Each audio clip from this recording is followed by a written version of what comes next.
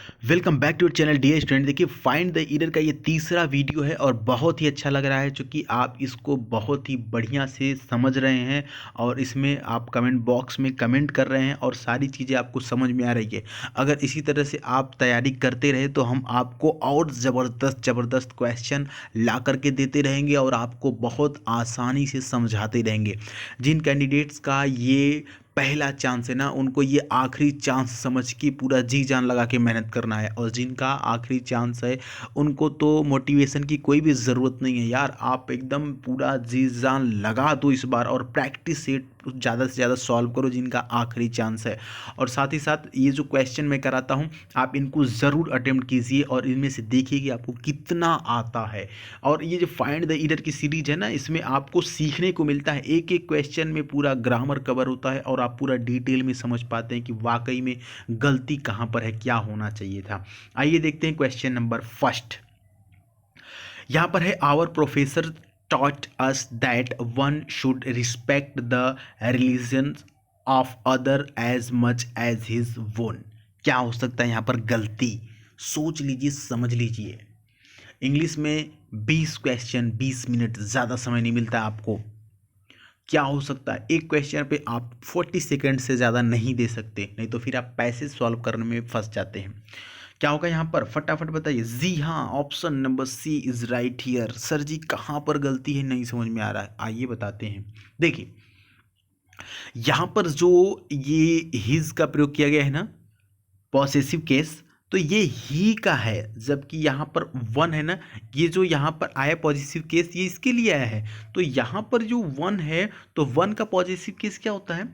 Once होता है, ONE'(S) ऐसे होता है, ठीक है। तो यहाँ पर हिज की जगह क्या होगा? वंस होगा, वंस वोन, वंस वोन, ठीक है। अगर यहाँ पर वन की जगह यहाँ पर क्या रहता? ही रहता, तब यहाँ पर हिज सही होता। अगर यहाँ पर सी रहता, ठीक है, तो यहाँ पर हिज की जगह क्या हो जाता? हर हो जाता। ठीक है, समझ पा रहे हैं? चलिए अगले क्वेश्चन की तरफ चलते हैं फटाफट। यहाँ पर अगला क्या है सर? अगला है कि Madhuri and I have done my work patiently and diligently just for our safe and secure future. क्या हो सकता है डी स्टूडेंट, बताइए। बहुत इंपॉर्टेंट क्वेश्चन आपके सामने है। ऑप्शन नंबर क्या सी हो सकता है यहाँ पर? बताइए बताइए, अभी आपके लिए थोड़ा सा वक्त दे रहे हैं। क्या हो सकता है यहाँ पर? ए सही है। देखिए क्या यहाँ पर गलती है? माधुरी, देखिए माधुरी है ना, देखिए माधुरी और आई मतलब माधुरी और मैं, हैव डन। अब माई नहीं होगा ना यहाँ पर, माई की जगह क्या होगा? आवर होगा, OOUR। माई की जगह क्या होगा? आवर होगा यहाँ पर। क्यों? क्योंकि ये सिर्फ आई रहता तो आई हैव डन माई वर्क, लेकिन माधुरी भी तो है साथ में, तो माई नहीं लगेगा, आवर लगेगा माई के लिए भी, ठीक है। Madhuri and I have done our work, ठीक है, यहाँ पर आवर हो जाएगा। चलिए अगले की तरफ बढ़ते हैं, बिल्कुल आराम से समझ में आएगा। आइए इसको पढ़िए, तो क्या लिखा हुआ है? I don't think Neha is as wiser as Sonali, so she is not competent for this job. ठीक है, क्या हो सकता है यहाँ पर? देखिए कॉम्पिटेंट लिखा हुआ है ना, इसका मतलब भी समझ लीजिए यहाँ पर। तब तक आप देखते रहिए, हम थोड़ा सा मतलब समझा दें जिनको नहीं पता है। तो कॉम्पिटेंट का मतलब होता है कैपेबल, कैपेबल का मतलब सक्षम, कोई भी चीज़ में होता है ना सक्षम, सक्षम। क्या हो सकता है यहाँ पर? जो सही आंसर है वो बताइए। Option A is right here. अब देखिए यहाँ पर जो वाइजर दिया हुआ है ना, तो एज वाइज एज होता है, जैसे एज गुड एज ना, तो यहाँ पर वाइजर ई, यहाँ पर आर की कोई भी ज़रूरत नहीं है, WISE। यहाँ पर ऑप्शन ए से हो जाएगा। तो I don't think Neha is as wise as Sonali, ठीक ना। चलिए अगले क्वेश्चन की तरफ बढ़ते हैं डी स्टूडेंट। यहाँ पर नेक्स्ट है, in the mathematics class, I sit next to Raj, who is the captain of the basketball team and undoubtedly the best basketball player in Delhi। क्या हो सकता है यहाँ पर बताइए? यहाँ पर कहने की कोशिश कर रहा है ना कि मैथ के क्लास में मैं राज के पास बैठता हूँ जो बास्केटबॉल टीम का कप्तान है एंड और निसंदेह दिल्ली में सर्वश्रेष्ठ बास्केटबॉल खिलाड़ी है। तो यहाँ पर कुछ भी गलती हमको नज़र नहीं आ रही है, तो क्या करेंगे, ऑप्शन नंबर डी को सही करेंगे। डी यानी कि नो एरर, इसमें कोई भी एरर नहीं है।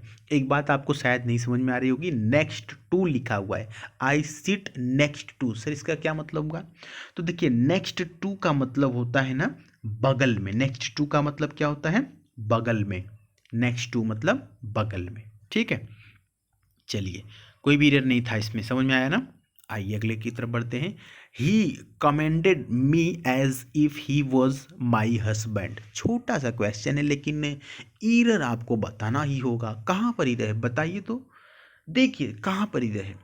देखने में छोटा है क्वेश्चन, एरर आपकी आंखों के सामने है। अगर आपको लग रहा है कि सर जी ऑप्शन नंबर बी सही कर दीजिए, तो लीजिए सही कर देते हैं और आपका जवाब बिल्कुल सही समझ में आया। वाज जो है ना नहीं रहेगा, यहाँ पर क्या होगा, वर होगा। सर क्यों होगा, क्योंकि ये कंडीशनल सेंटेंस है। क्या कहने की कोशिश कर रहा है, कह रहा है ना कि उसने मुझे आज्ञा दी जैसे कि वह मेरा पति हो, है ना। ऐसा आप रोब जमाते हो जैसे लग रहा है कि आप मेरे पति हो। तो यहाँ पर ही कमेंडेड मी, ठीक है, एज इफ ही वर, इसको वेयर नहीं पढ़ते हैं, वाज वेयर नहीं होता है, वाज वर होता है। तो he were my husband, he commended me as if he were my husband. Next की तरफ बढ़ते हैं और ये लास्ट है, बेहद इंपॉर्टेंट है।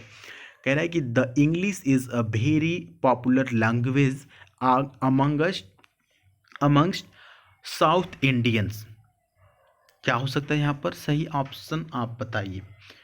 देखिए कह रहा है ना कि ऑप्शन ए यहाँ पर गलत है, पहले इसको समझ लेते हैं। यहाँ पर जो सही है ऑप्शन ए से होगा, इसमें गलती है। सर जी क्या गलती है, देखिए ये जो बात कर रहा है ये लैंग्वेज की बात कर रहा है भाई साहब। और जो द इंग्लिश लिखा हुआ है ना, तो जब इंग्लिश के पहले जब द का प्रयोग करते हैं तो ये भाषा नहीं, अंग्रेजी जो भाषा है उसको नहीं शो करता है, ये शो करता है द पीपल ऑफ इंग्लैंड।